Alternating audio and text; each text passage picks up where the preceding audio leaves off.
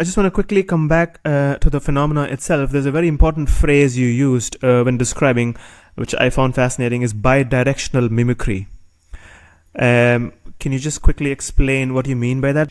Yes, well, the bidirectional mimicry hypothesis emerged from but sort of several different investigations that we were doing. And the number one was an attempt to interview and gain oral history from the sort of the so-called Men in Black, which is the Air Force Office of Special Investigations, which is the arm of the Air Force, United States Air Force, that is dedicated to counterintelligence and to, creating deception about programs to hide the advanced technology programs that are under the wing of the United States Air Force. So Right. we were very fortunate to be able to have a long conversation with the retired head of the Air Force Office of Special Investigations, a guy called Colonel Barry Hennessy. And he told us that it was routine in the 1970s, 1980s, 1960s, that the UFO phenomenon would be used as a cover for, special access programs. So in other words, if a top secret prototype crashed in northern New Mexico in the 1980s, there would be a tremendous amount of,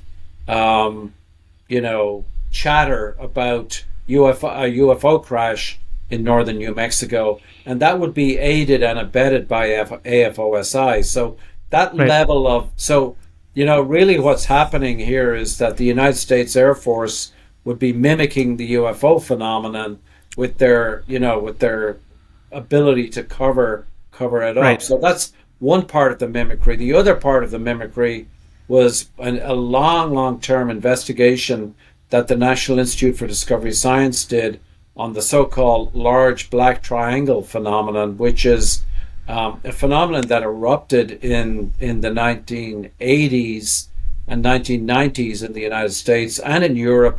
I'm not sure if there were large black triangles seen in India or not, but I know in Europe and the United States they were extremely prevalent.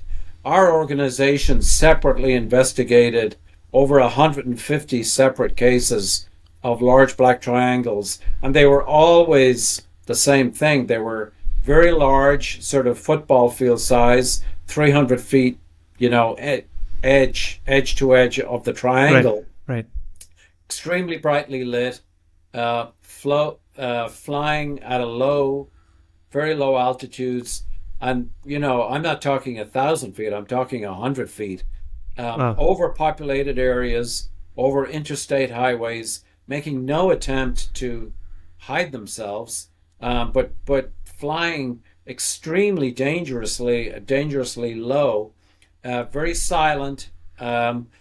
These reports again and again and again we came up with. We had a field investigative team that went out and investigated a lot of these.